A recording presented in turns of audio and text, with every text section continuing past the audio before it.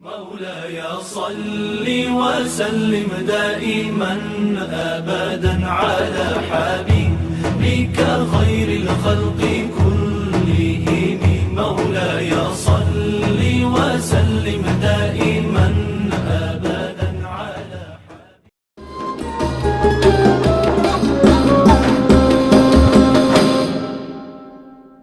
Assalamualaikum warahmatullahi wabarakatuh. Waalaikumsalam warahmatullahi wabarakatuh. Alhamdulillah kita masih dipertemukan lagi dengan Bapak Ibu guru semuanya SD Muhammadiyah Gresik dengan suasana yang syahdu ya. Semoga tidak mengurangi semangat kita untuk saling berbagi dan sharing ya. Walaupun ini cuacanya sangat mendukung sekali untuk poliluh ya. Ya, nah Bapak Ibu yang dirahmati Allah SWT, alhamdulillah kita bisa dipertemukan dengan bulan Ramadan. Nah ini juga merupakan salah satu nikmat orang yang bisa bertemu dengan bulan Ramadan itu, yaitu merupakan salah satu orang yang beruntung. Nah di sini saya akan sharing membacakan ya. Jadi keutamaan bulan Ramadan, keutamaan puasa di bulan Ramadan. Bagaimana Allah SWT mewajibkan kita untuk berpuasa. Nah itu ibadah yang paling sekali banyak keutamaannya. Dari kita mulai sahur, ya kan, bangun sahur, kemudian mempersiapkan sahur, kemudian terjaga sampai sholat subuh, ibadah sholat subuh, kemudian kita menjalankan dari setelah subuh sampai maghrib itu menilai ibadahnya lebih, karena kita sedang lebih mendekatkan puasa itu jadi ukurannya ketakwaan kita kepada Allah, karena puasa itu kita bisa saja bilang kita puasa di hadapan orang, tapi di belakang kita bisa di dapur, kita bisa makan dan minum.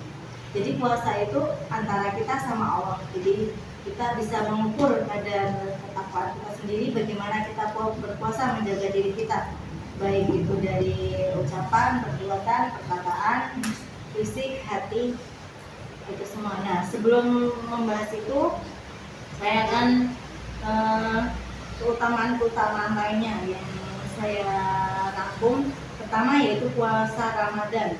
Itu merupakan rukun Islam yang keberapa, Bapak Ibu?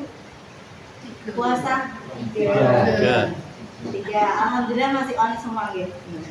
Sebagaimana sabda Rasulullah, Islam itu dibangun atas 5 perkara: bersaksi bahwa tidak ada Tuhan selain Allah dan bahwa Muhammad adalah utusan Allah, mendirikan sholat, menunaikan zakat, berhaji ke Baitullah, dan puasa Ramadan. Jadi riwayat Muslim. Maka puasa itu kewajiban bagi setiap muslim yang sudah balik dan berakal. Makanya untuk anak-anak itu masih dalam proses latihan. Yang kedua, puasa Ramadan adalah sarana penghapus dosa. Sebagaimana kita tahu, sebagai orang yang berpuasa itu akan dihabiskan dosanya, sebagaimana sabda Rasulullah berikut: barang siapa yang berpuasa Ramadan karena iman dan mengharap pahala dari Allah, diampuni dosa-dosanya yang telah lalu. Kita puasa sekarang berarti dosa yang telah lalu kita diampuni oleh Allah SWT. Alhamdulillah. Nah, untuk itu kita bertemu dengan bulan Ramadan, mari kita memanfaatkan kesempatan ini untuk memohon ampunan atas segala dosa dan kesalahan kita. Yang ketiga, puasa Ramadan adalah sarana untuk meningkatkan ketakwaan. Sebagaimana firman Allah SWT dalam surat Al-Baqarah ayat 183. Hai orang-orang yang beriman, diwajibkan atas kamu berpuasa sebagaimana diwajibkan atas orang-orang sebelum kamu agar kamu bertakwa. Jadi puasa itu tidak hanya pada tahun-tahun ini, tapi umat-umat sebelumnya, sebelum kita itu juga Nabi Muhammad itu juga diperintahkan untuk berpuasa. Dengan puasa kita belajar menahan. Menahan apa Bapak Ibu? Lapar. Dahaga.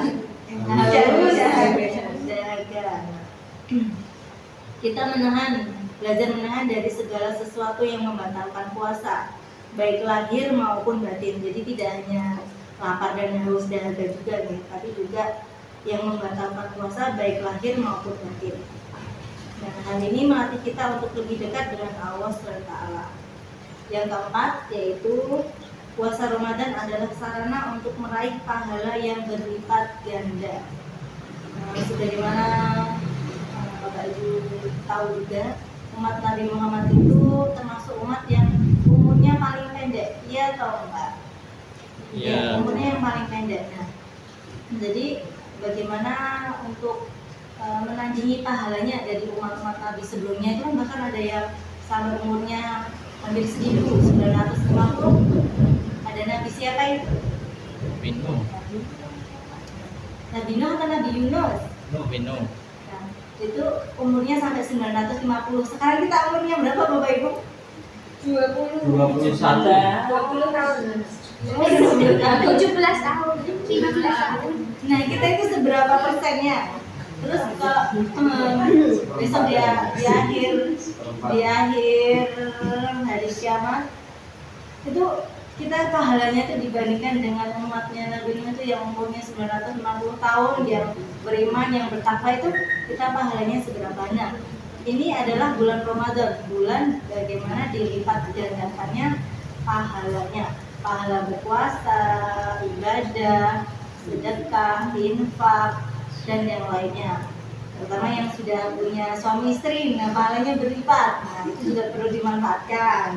Terus Bapak Ibu guru mengajar itu juga pahalanya berlipat gandakan. Jadi setiap mau mengajar semangat, pahalanya berlipat. Jadi jangan lemes-lemes gitu.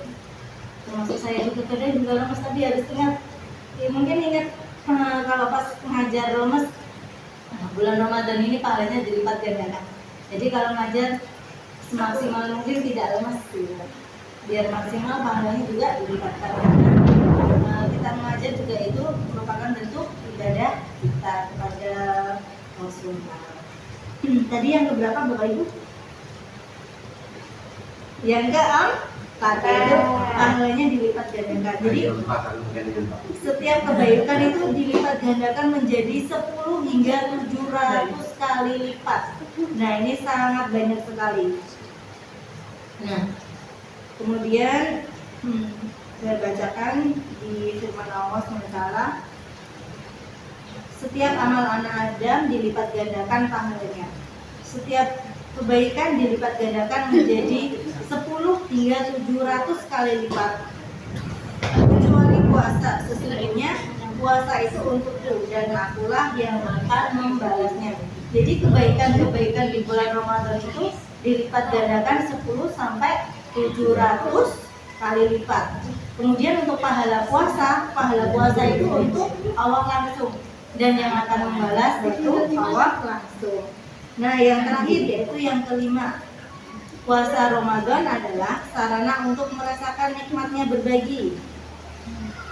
Dengan merasakan lapar dan haus, kita menjadi lebih peka terhadap penderitaan orang lain. Maka kita diminta untuk memperbanyak sedekah dan berbagi ke sesama di bulan Ramadan. Jadi orang pada bulan Ramadan berlomba-lomba untuk berbagi, baik itu berbagi kebaikan, berbagi takjil, berbagi sedekah, infak maupun zakat malnya, zakat fitrahnya, seperti itu. Nah, itu semua beberapa keutamaan puasa Ramadan. Semoga kita bisa menjalankan puasa penuh sampai nanti Idul Fitri, diberikan kesehatan, umur panjang. Amin. Itu saja dari saya, itu sharing dari saya dan juga untuk diri saya sendiri. Semoga dapat menambah keimanan dan kebaikan kita untuk menjalani kehidupan sehari-hari. Kurang lebihnya mohon maaf. Assalamualaikum warahmatullahi wabarakatuh. بك خير الخلق كلهم مولاي صل وسلم دائما